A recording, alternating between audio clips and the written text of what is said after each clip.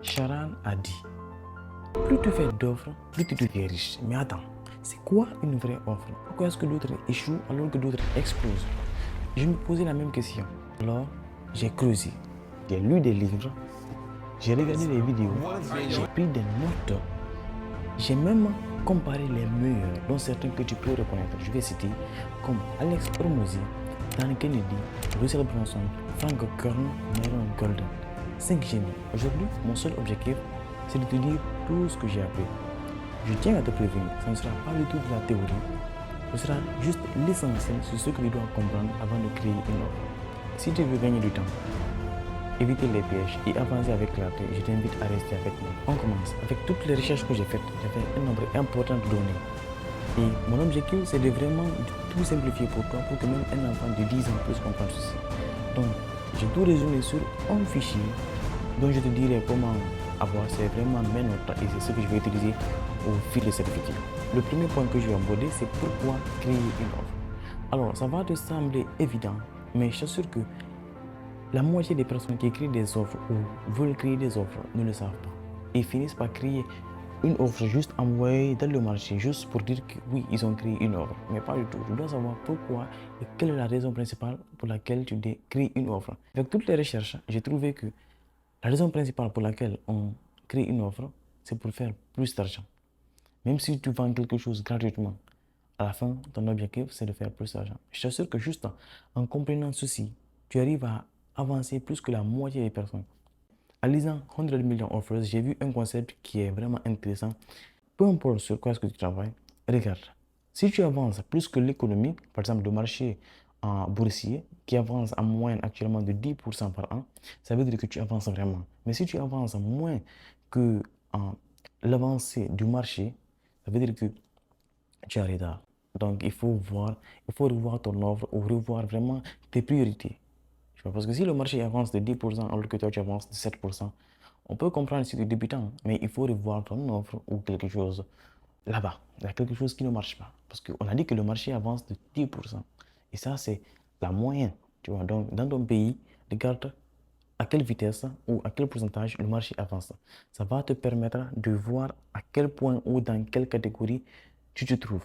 Pour plus simplifier, pour la compréhension, j'ai pris la manière dont on structure une offre comme la manière dont un corps humain est structuré. Parce que j'ai 3 parties, je me suis demandé quelles sont les 3 parties les plus importantes dans un corps humain. On va voir les éléments de base. Okay? Il y a 3 éléments, comme je t'ai dit. Le premier élément, c'est le cerveau. Le cerveau de l'offre, comme tu peux le voir sur ton écran, c'est savoir exactement à qui tu t'adresses, quel est leur problème douloureux et ce qui peut leur empêcher. Alors, si tu ne sais pas à qui est-ce que tu t'adresses, quel est le problème de la personne pour laquelle tu essaies de créer une offre et les obstacles qui leur empêchent d'accomplir quelque chose, ça ne marche pas. Un exemple très simple. Disons qu'il y a 2 différents types de business ou 2 différents types de personnes qui essaient de vendre 2 produits différents. Okay? Cette personne veut vendre un livre, cette personne veut vendre un téléphone. Penses-tu que les offres vont être les mêmes? Je ne pense pas. Cette personne, elle vend à quelqu'un qui lit un livre ou qui lit déjà des livres. Et cette personne, elle vend à quelqu'un qui possède un téléphone ou qui sait manipuler un téléphone. Donc, en matière de problème, la personne qui lit le livre peut dire qu'à chaque fois qu'elle lit, elle oublie la page où elle s'est arrêtée parce qu'elle lit avant de s'endormir. Donc, une solution que toi qui crée l'offre peut dire ou peut proposer, c'est d'envoyer comme un petit bâton ou quelque chose qui est collé au livre, mais qui lui permettra à chaque fois de mettre comme une marque où la personne s'est arrêtée de lire. Okay? Un obstacle qui peut l'empêcher de lire le livre, elle peut te dire que elle ne peut pas lire parce qu'à chaque nuit ou à chaque fois, elle doit faire le ménage à la maison. Donc ça, c'est un obstacle. Et si tu veux vendre le livre, tu dois résoudre le problème et totalement enlever l'obstacle. Qu'est-ce que tu peux dire? Par exemple, tu peux dire, si tu achètes ce livre, on a un partenariat avec une agence de nettoyage et ils vont nettoyer ou faire le ménage pour toi. Tu élimines tous les obstacles. Si la personne dit il n'y a pas d'ampoule chez elle, qu'elle ne peut pas lire ou qu'elle a un problème de lecture et qu'elle ne peut pas voir les écritures noires, tu rends les choses, tu rends les écritures rouges. Peu importe. Tu essaies de résoudre les obstacles. Mais comme tu le vois, si je ne savais pas à qui est-ce que je parle, penses-tu que j'aurais vraiment fait cette offre pour que ce soit vraiment quelque chose qu'elle va accepter? Non, n'est-ce pas? Si je ne connais pas quel est son problème et quels sont les obstacles qui l'empêchent d'acheter des livres ou de lire des livres, penses-tu qu'elle va acheter un livre avec moi alors que moi, chaque mois, je dois payer l'appartement où mon business est en train de tourner. Donc, je dois vendre ce livre. Il est obligatoire que je le vende. Donc, si je ne sais pas à qui je m'adresse, il n'y a rien qui marche. Parce que ça veut dire que tu vas t'adresser à tout le monde. Et s'adresser à quelqu'un qui lit un livre et quelqu'un qui sait déjà utiliser un téléphone, c'est pas la même chose. Ou parce que, imagine, il y a combien de milliards de personnes sur Terre? Comment est-ce que tu veux t'adresser à tout le monde? Ça ne marche pas du tout. À partir de là, tu es déjà meilleur que 70% des personnes. On va passer à la deuxième chose, le cœur. J'espère vraiment que tu n'es pas en train de te moquer de la manière dont j'ai nommé ces choses, mais je pense que c'est une manière cool de nommer ceci. Le cœur, c'est de savoir qu'il existe deux types d'offres. Le premier type d'offre, c'est l'offre pour l'achat direct. Je viens, je vois 100 personnes, j'essaie de leur vendre tous un livre. Directement, je dis le livre, il est 9 dollars, 9 dollars, 9 dollars. Direct. Le deuxième type d'offre, c'est la lead generation. Je dis juste, je vais te donner un chapitre de ce livre gratuitement et je te l'envoie sur ton email. Et je propose à 100 personnes. Je n'ai vraiment rien à faire, juste à accepter et de me donner ton email. Et moi, je vais directement te l'envoyer et je ne te demande absolument rien. Selon toi, entre la première offre et la deuxième offre où je vends directement et où je donne le premier chapitre gratuitement, où est-ce que je vais avoir le plus de réponses possible? C'est deuxième, n'est-ce pas? Juste venir vendre quelqu'un directement comme ça. Non seulement tu gardes ton effort en le faisant, parce que si tu viens, tu dis, tu vends le livre à 9,99, pour chaque personne qui dit non, c'est un effort que tu as gâté. Ok? Disons que tu as payé pour la publicité. Cette personne, tu as payé pour que cette personne voit la publicité. Mais tu as perdu parce que cette personne a dit non. Donc, tu n'as pas son email, tu n'as absolument rien. Parce que la personne a refusé l'offre. Mais si tu dis un chapitre, il y a des personnes qui n'ont pas d'argent, qui vont prendre le chapitre. Il y a des personnes qui ont déjà un livre, qui vont prendre le chapitre. Seulement les personnes qui n'ont pas d'adresse email peut-être vont te refuser. C'est de l'information, c'est gratuit. Maintenant que tu sais qu'il existe deux types d'offres, on va faire des remarques. On va faire deux remarques et après on va faire quelque chose. La première remarque, lorsque je vends le livre à 9,99 directement, sans rien donner gratuitement, moins de personnes vont répondre et beaucoup de personnes vont être contraintes de ne pas du tout répondre. Ce qui veut dire qu'il y a un grand espace entre l'offre et les gens qui veulent dire oui, seulement si tu es prêt. La deuxième remarque, c'est lorsqu'on donne le premier chapitre gratuitement. Là, on peut avoir plus de personnes qui vont répondre. Ce qui veut dire qu'il n'y a pas vraiment d'intimidation. Ça, par exemple, c'est lorsque tu peux voir sur Facebook, les gens donnent un examen gratuit.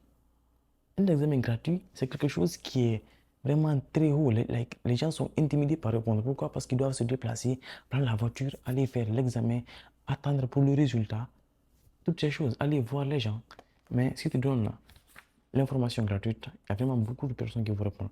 Donc, à partir de là, on peut faire une représentation graphique, comme tu peux le voir sur l'écran. À droite, c'est rouge. Ça veut dire que c'est très difficile. Il y a beaucoup d'étapes ou beaucoup d'intimidation pour qu'une personne réponde. Et à gauche, c'est du vert. Ça veut dire qu'il y a moins de soucis pour que la personne réponde. Donc, c'est quelque chose que tu dois aussi vraiment comprendre. En créant ton offre, tu dois savoir, est-ce que cette offre, les gens vont répondre sans souci, on est à gauche, ou il y aura vraiment des obstacles, comme je n'ai pas d'argent, je suis en train de lire un autre livre, je n'aime pas ce livre, je n'aime pas ce genre de livre, tout ça. Donc, d'après Dan Kennedy, qui est vraiment un très grand marketeur, il dit le meilleur type d'offre, c'est les offres avec le moins d'obstacles possible. Parce que n'oublie pas, tu fais un effort. Et lorsque tu fais de l'effort, ton objectif, c'est d'avoir le plus de réponses possible. Parce que pour chaque réponse dont tu es censé avoir, mais que tu n'as pas, tu perds non seulement du temps, mais aussi de l'argent. Parce que le temps, c'est de l'argent. Donc, tu vois, c'est très important de voir ceci. Imagine, juste, ok? Tu as donné le premier chapitre, ok? Tu leur as envoyé. Disons que 90% des personnes ont répondu. C'est gratuit, ok? À partir de là, maintenant tu peux dire acheter le livre par email. Mais là, les personnes ont déjà eu un avancé. Ils savent à quoi s'attendre du livre et ils savent. Ils peuvent aussi ne pas acheter actuellement. Ils peuvent être prêts dans 2 mois, peu importe. Maintenant, je leur envoie le lien pour acheter le livre. Alors qu'au début, tu l'as juste donné, tiens, dis achète. Alors que de l'autre côté, tu as non seulement des gens qui sont prêts à acheter le livre directement, mais aussi les gens qui ne sont pas prêts.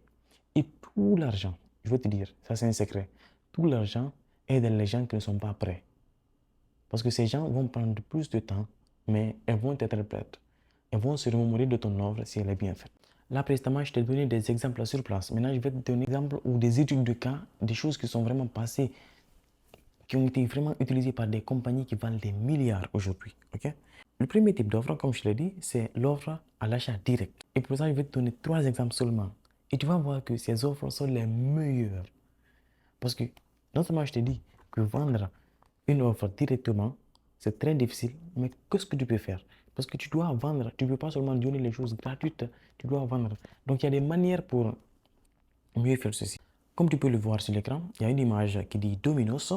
C'est une chaîne de pizza aux États-Unis. Comme tu peux le voir, en bas, c'est écrit You get fresh, hot pizza delivered to your door in 30 minutes or less or it's free. Je vais te traduire ça en français. Ça dit Tu auras une pizza fraîche ou chaude à ta porte en 30 minutes ou moins, ou bien c'est gratuit. Si quelqu'un vient actuellement te dit Toi, tu auras une pizza chaude ou fraîche à ta door en 30 minutes ou moins, peu importe où tu es, du moment où tu arrives à commander, en 30 minutes ou moins, ou bien c'est gratuit, vas-tu commander ceci? Alors que à côté, disons que tu as 2 chaînes de pizza, ok? Celle-ci, elle ne te dit pas ça. Et Domino's, ils te disent qu'ils vont envoyer en 30 minutes ou moins, ou bien c'est gratuit. Tu ne vas pas du tout commander ici, tu vas commander ici. Non seulement parce que c'est rapide, mais aussi parce que tu veux voir s'ils vont vraiment dépasser la limite de 30 minutes pour avoir une pizza gratuite. Tu as donc cette offre seulement a littéralement changé le business de Domino's. Ils sont devenus meilleurs. Mais attention, ça ne veut pas dire que leurs pizzas sont bonnes. Ça veut juste dire que tu vas avoir ta pizza en 30 minutes. Si les autres prennent 1 heure, alors que toi tu as faim, tu veux de la pizza, où vas-tu commander? Donc l'offre, elle est incroyable. C'est l'une des meilleures offres de l'histoire. La seconde offre nous vient de Columbia House. C'est une maison de musique, si je ne me trompe pas. Et comme tu peux le voir sur l'écran, juste au centre, tu peux voir Any 8 CDs or 12 cassettes for 1 penny. Je vais te traduire ceci. Ils disent 8 CD ou 12 cassettes de votre choix pour 1 centime. Et ce n'est pas fini. Avec en plus la possibilité d'obtenir encore plus de musique gratuitement. Tu vois, en une seule phrase, ils sont arrivés à expliquer tout ceci. Ça, c'est l'une des meilleures offres. Toute personne qui voit ceci, dans les années, je pense, ça, je ne sais pas c'est dans quelle année, mais c'est très très loin. C'est dans le moment où il n'y avait pas vraiment de télévision et autres, et les téléphones. Donc, toute personne qui va voir ceci, la personne va acheter. Mais il est où le piège? Ils te disent, pour avoir ceci, dans quelques temps, tu dois acheter des cassettes au prix normal. Donc, ils ont un client. Non seulement ils ont eu le penny, qui est absolument rien, mais pourquoi ils ont mis le penny? Une raison, c'est pour avoir le moyen de paiement de la personne. Comme ça, dès que le temps va arriver, si la personne achète ou n'achète pas, ils vont quand même la facturer. Et parce que beaucoup de personnes se sont abonnées, ils vont faire de l'argent. Je pense qu'ils ont fait des milliards avec ça. Le troisième exemple nous vient de FedEx. Comme tu peux le voir sur l'écran, ils disent When it absolutely positively has to be there overnight. Je vais traduire ça. Ils disent quand ça doit absolument positivement arriver le lendemain. Imagine que tu es l'hôte d'une radio dans les années 1970 et que tu n'as pas vraiment des moyens d'acheter des équipements à côté. Ok? Demain à 20h, tu as une émission et tu es aujourd'hui par exemple à 15h. Donc dans plus de 24 heures. Tu vois ceci, où tu penses à eux, directement tu vas faire livrer ton micro avec eux. Pourquoi? À cause de ceci. Non seulement tu payes, mais tu sais que oui, tu vas avoir le truc. Est-ce que tu vois cette offre? Est-ce que tu comprends vraiment la psychologie? C'est la rapidité. Ok? Et si tu vois toutes ces 3 offres, quel est leur point commun? Non seulement tout est expliqué en une seule phrase, et la deuxième chose, c'est que c'est crédible. Juste un exemple. Je te dis que si tu me donnes 1 centime, je te donne 10 dollars. Vas-tu me croire? Non, n'est-ce pas? Mais si à côté, je te dis, je vais te donner quelque chose qui vaut 10 dollars, tu vas accepter, n'est-ce pas? Pourquoi? Parce que c'est crédible. Donc, il faut aussi réfléchir sur la manière de le faire. Il faut que les gens y croient. Maintenant, on va voir le deuxième type d'offre avec des exemples. OK? Le premier exemple, c'est gratuit pour toujours. Et pour cela, j'ai un exemple aussi comme image. Frank Korn, j'ai mentionné son nom au début. Lorsque tu vois son site web, c'est quelqu'un qui est très connu pour faire des campagnes marketing qui vont toujours donner des 8 chiffres ou des 9 chiffres en matière de dollars. Par exemple, des 10 millions ou 100 millions. OK? Je vais te traduire ce que tu vois sur l'écran. Il dit, je suis en train de donner mes matériaux parce que je suis trop occupé pour les vendre. Et toi, tu sais que ça, c'est quelqu'un qui est vraiment important. Il te donne ces matériaux parce qu'il est très, très occupé pour vendre. OK? Il te donne aussi ses livres. Il ne te demande pas d'acheter. Il t'envoie tout. Dès que je suis allé sur son site web, je t'assure que je n'ai pas réfléchi et j'ai cliqué. Et lorsque tu cliques sur ce bouton, tu rejoins sa communauté. Le quatrième exemple, c'est une offre gratuite, mais qui est conditionnelle. Par exemple, comme tu peux le voir sur l'image, on te donne un ordinateur gratuit, mais pour l'avoir, tu dois payer. Tu dois donner une carte. Et cette carte, elle sert à quoi? Parce qu'il y a des applications que tu dois utiliser. Et ça, à chaque mois, on va te charger cela. La surprise, la surprise, la surprise. Je t'ai dit qu'il existe deux types d'offres, n'est-ce pas? Après, selon toi, qu'est-ce qu'on peut avoir? C'est l'offre hybride. L'offre qui combine les deux. Un exemple très simple. Je te dis, où je fais de la publicité, je vois 100 personnes arrêtées ici, comme on va continuer avec notre exemple. Je dis, chapitre d'un livre qui va te permettre de faire du marketing pour tout type de business. On te donne le chapitre 1 gratuitement. Pour si tu le veux, va sur le site abc.com. Okay? Là, j'ai pris les gens qui ne sont pas du tout prêts à acheter le livre, ou j'ai pris les gens qui sont intéressés par le chapitre 1. Où je dis, ou achète le livre entier à 9,99 $, et ça aussi va sur le livre bcd.com. Tu vois, non seulement je prends les gens qui sont déjà intéressés, ok, mais aussi je prends les gens qui ne sont pas du tout prêts. Donc, c'est créer l'offre hybride. L'offre hybride peut être vraiment quelque chose qui est cool si tu ne veux pas faire deux campagnes différentes et que tu veux tester. Ça dépend de ton offre, mais tu peux tester les deux. Je vais te donner une citation de Alex Hormozy. Il dit, il vaut mieux avoir un problème de livraison qu'un problème de demande. Et c'est exactement ce que l'offre te permet de le faire. Si tu as une bonne offre, le problème que tu vas avoir, c'est un problème de livraison. Et pour le problème de livraison, tu peux te débrouiller. Mais la demande, qu'est-ce qui va changer cela? C'est l'offre.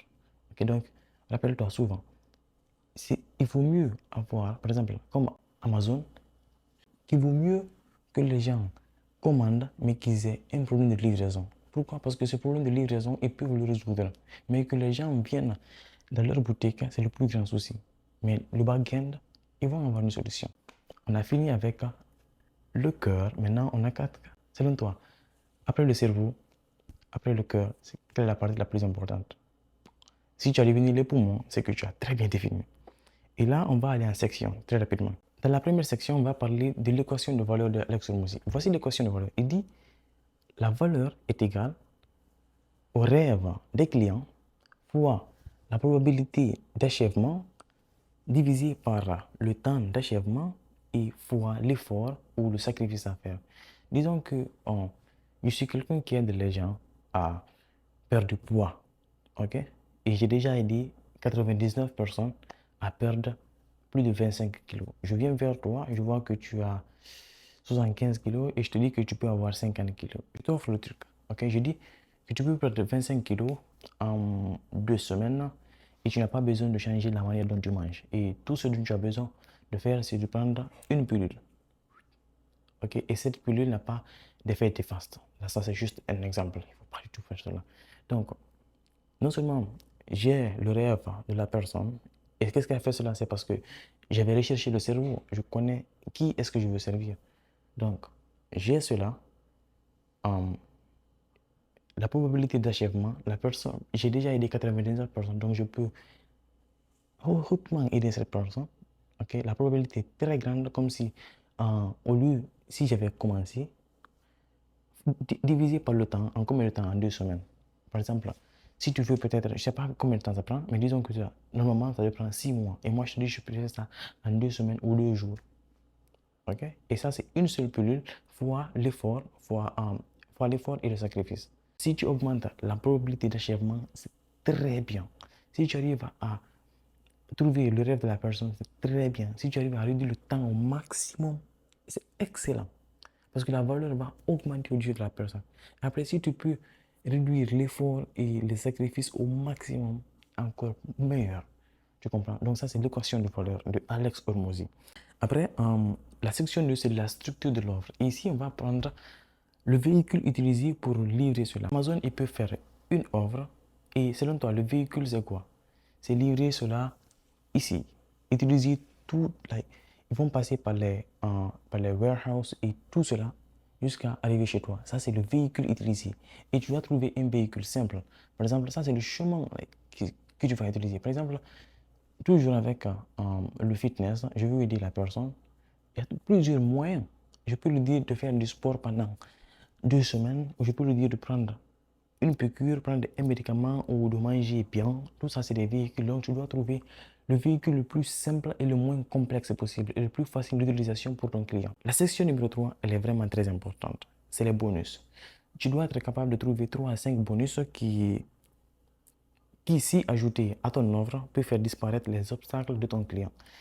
Tu sais, aujourd'hui, beaucoup de personnes vont dire, OK, pour rendre mon offre irrésistible, par exemple, disons que ce livre il est normalement vendu à, disons, je l'ai acheté à 9 dollars. Moi, je te donne 50% de réduction. Je te le vends à 4,50 $, quelque chose comme ça. OK? Et je te dis, écoute, j'ai acheté ce livre à 9 dollars et je te le vends, je te donne une réduction de 50% ou une remise de 50%. Alex Hormozy, et je pense à George Fladwell ou quelqu'un qui a écrit One Too Many, ils disent, au lieu de faire des réductions ou des remises sur tes produits ou sur ton offre, remplace ça par des bonus.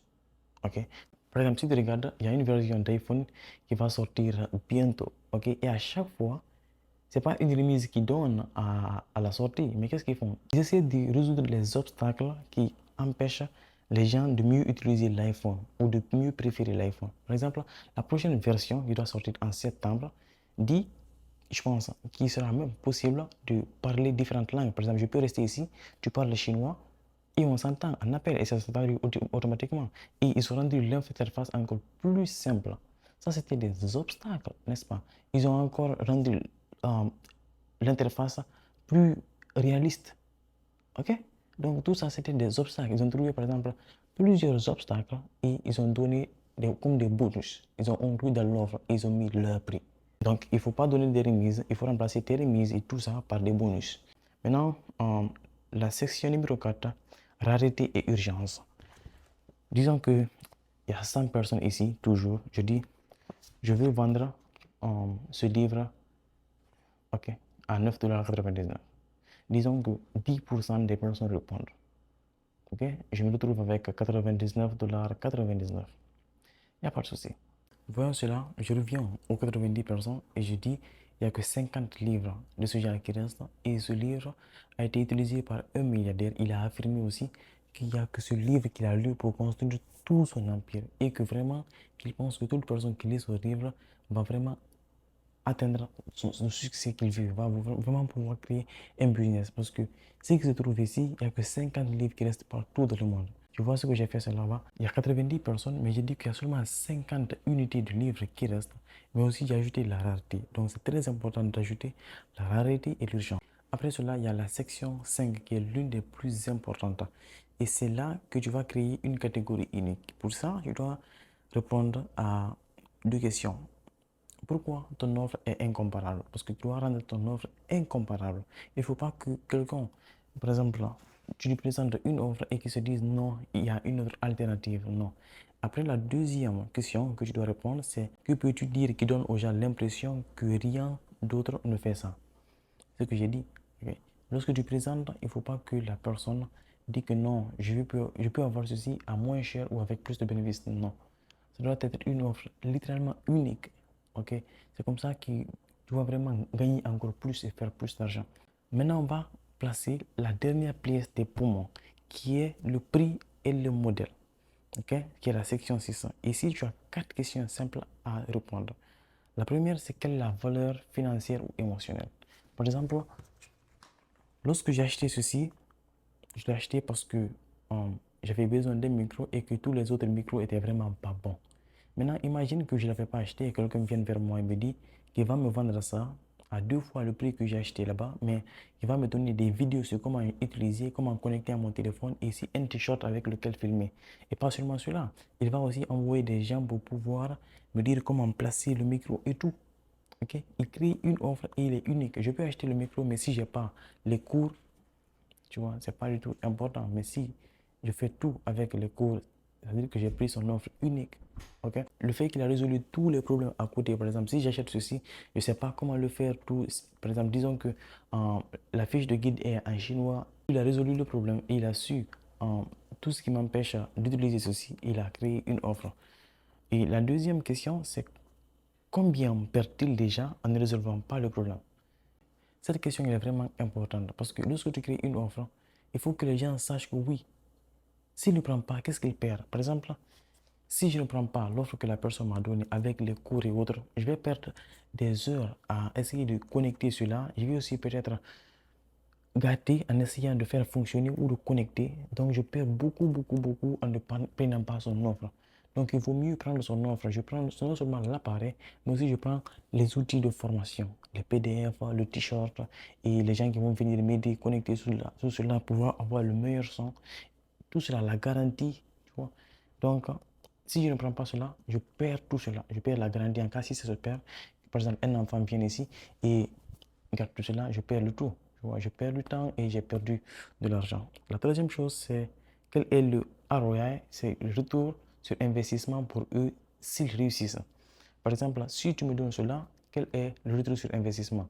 Je gagne plus de temps, j'obtiens une meilleure qualité de son et j'obtiens toutes ces ressources que je me donne, j'obtiens un nouveau t-shirt et je suis mieux entendu. Tout ça, c'est bien. Au lieu seulement d'ajouter le micro. Et lorsque le client peut voir cela, le retour sur investissement, il va payer. Mais s'il ne voit pas retour sur investissement, il ne va pas du tout payer. Donc, c'est quelque chose qui est très important.